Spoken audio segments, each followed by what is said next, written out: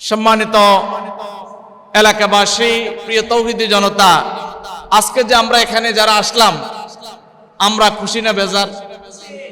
আমাদেরকে আসার তৌফিক দিছে কে?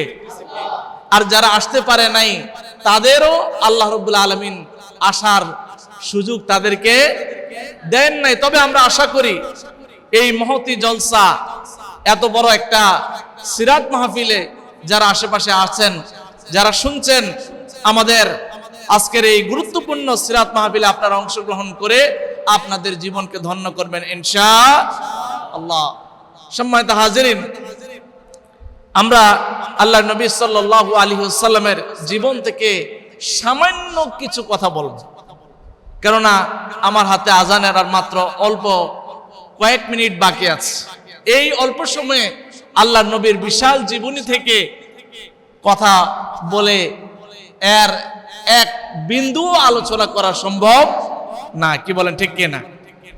আল্লাহ রাব্বুল আলামিন কোরআনে কারীমে বলছেন, আউযু বিল্লাহি মিনাশ শাইতানির রাজীম।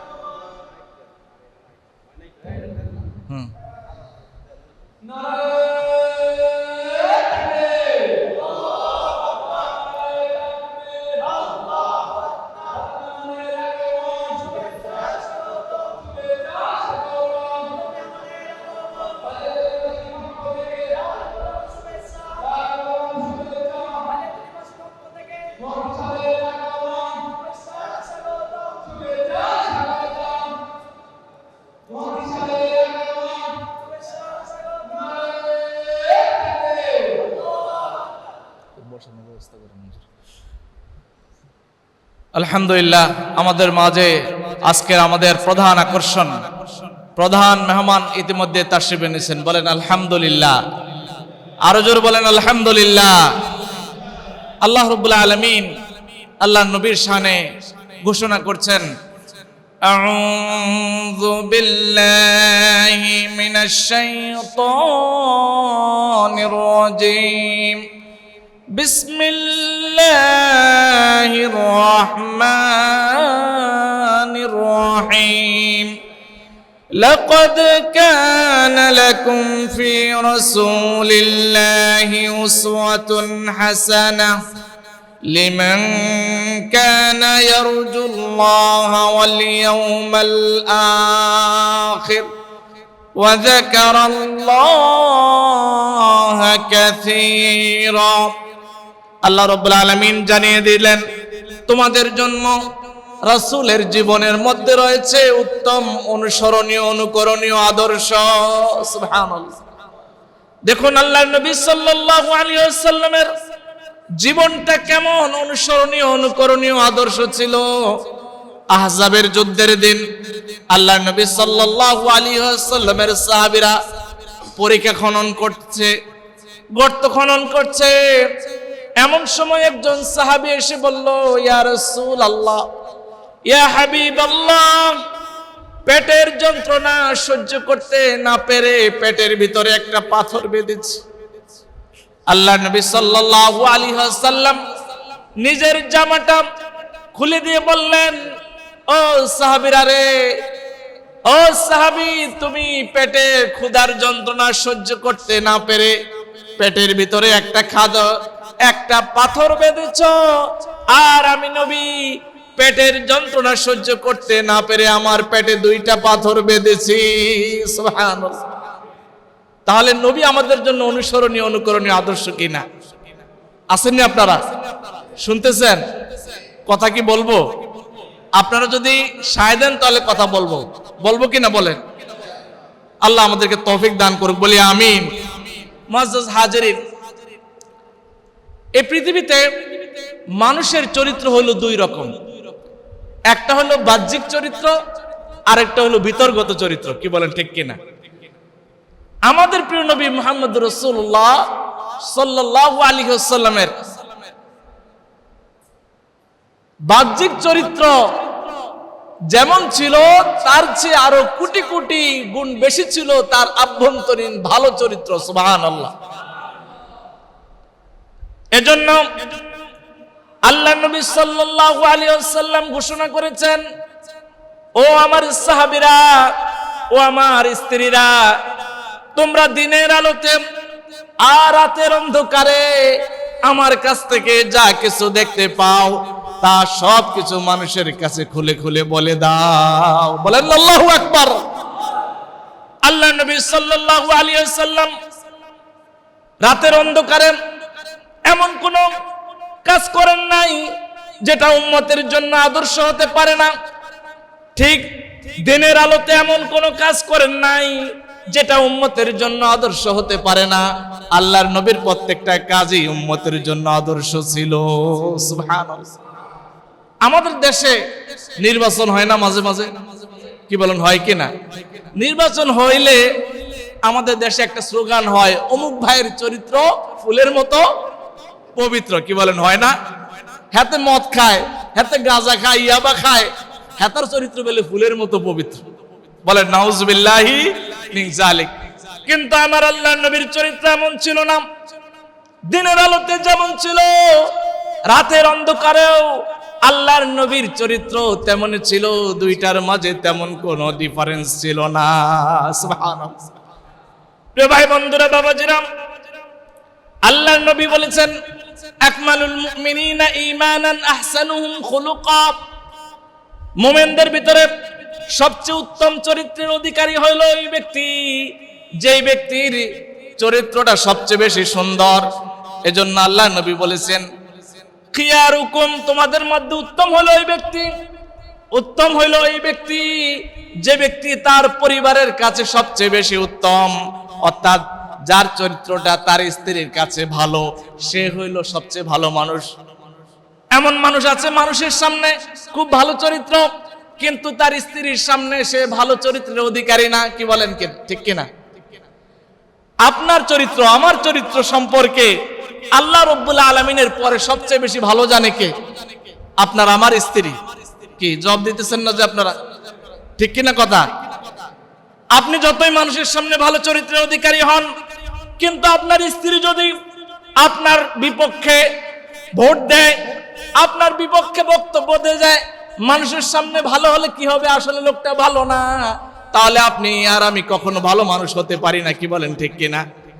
আল্লাহ নবী বলেছেন, আমি আমার স্ত্রীর কাছে সবচেয়ে ভালো চরিত্রের অধিকারী। এজন্য আম্মা জান আয়েশা সিদ্দিকা রাদিয়াল্লাহু তাআলা আনহা বলেন, আল্লাহর নবী সাল্লাল্লাহু আলাইহি ওয়াসাল্লাম যখন বাড়িতে আসতেন, তিনি আমাদের কাজে তিনি শেয়ার করতেন, রুটি বানিয়ে দিতেন, আমাদের কাজে সহযোগিতা করতেন। এমন কোন সময় হয় নাই, এমন কোন সময় যায় নাই, এমন কোন দিন এই কাজ করেন নাই তিনি তার স্ত্রীদের গায়ে হাত তুলেছেন। কিন্তু আমাদের মাঝে এমন পুরুষও আছে যে মানুষের সাথে খুব ভালো ব্যবহার করে, ঘরে গেলে তার স্ত্রীর উপরে হাত তোলে। নাই? কি বলেন, আছে কি না? কিন্তু আল্লাহ নবী কখনো স্ত্রীদের গায়ে হাত তোলেন নাই। এমনকি আল্লাহ নবী উনার যে খাদেম ছিল, খাদেমদের গায়েও হাত তোলেন নাই। আল্লাহ নবীর একজন খাদেমের নাম ছিল হযরত আনাস বিন মালিক রাদিয়াল্লাহু তাআলা আনহু। আল্লাহ নবী আনাস বিন মালিক সম্পর্কে বলেছেন, আল্লাহ নবী সম্পর্কে আনাস বিন মালিক রাদিয়াল্লাহু তাআলা আনহু বলেছেন, খাদামতু লিরাসূলিল্লাহি সাল্লাল্লাহু আলাইহি ওয়াসাল্লাম 10 সিনিন। আমি আল্লাহর নবীর 10টি বছর খেদমত করেছি। কয় বছর? 10 বছর খেদমত করেছি। এই 10টি বছরের ভিতরে একদিনের জন্য আল্লাহর নবী এই কথা বলেন নাই, ও আনাস তুমি এই কাজটা কেন করেছো, এটা কেন করো না? বলেন আল্লাহু আকবার। অর্থাৎ আনাস রাদিয়াল্লাহু তাআলা আনহু এত বেশি সতর্ক ছিল, আল্লাহর নবীর এই কথা বলতে হবে সেই সুযোগ দেন নাই। আর আল্লাহর নবী এত সুন্দর ব্যবহার করেছেন আনাসের সাথে, যার কারণে আল্লাহর নবীকেও বলতে হয় না আনাস তুমি এই কাজ কেন করেছো। আল্লাহু আকবার। এজন্য হয়তোবা কেউ বলতে পারে আল্লাহ নবীর স্ত্রী আয়েশা, আল্লাহ নবী সম্পর্কে তো ভালো কথা বলতেই পারেন, যেহেতু স্ত্রী, যেহেতু আল্লাহ নবীর কন্ট্রোলে ছিলেন, আবার কেউ হয়তো বলতে পারে খাদেমরা তার মনিবের কথা, তার মালিকের কথা যদি না বলে তার উপর তো বিভিন্ন সময় সমস্যা হয়। কি বলেন, হয় না? আমাদের দেশে অনেক সময় বড় লোকের বাড়িতে খাদেম রাখে না? কি বলেন, রাখে কি না? তাদেরকে সাথে মনিবরা, মালিকরা অনেক সময় অত্যাচার করে, টর্চার করে। সেটা আবার মানুষের সামনে বলতে পারে না। যদি বলে তাহলে তার কি মারধরের সম্ভাবনা আরো কি বেশি। কিন্তু আল্লাহর নবীর এরকম ছিল না। আল্লাহর নবীর সম্পর্কে স্বয়ং আল্লাহ রাব্বুল আলামিন বলেছেন, ওয়া ইন্নাকা লাআলা খুলুকিন আযীম। ও নবী, নিশ্চয়ই আমি আপনাকে মহান চরিত্রের অধিকারী করেছি। সার্টিফিকেট দিয়েছেন কে? আরো জোরে বলেন, কে দিয়েছেন? আল্লাহ রাব্বুল আলামিন সার্টিফিকেট দিয়েছেন। দুনিয়ার কোনো মানুষ সার্টিফিকেট দেন নাই। সবচেয়ে মহান চরিত্রের অধিকারী আল্লাহর নবীকে করা হয়েছে। এর একটা ছোট্ট ঘটনা শুনুন।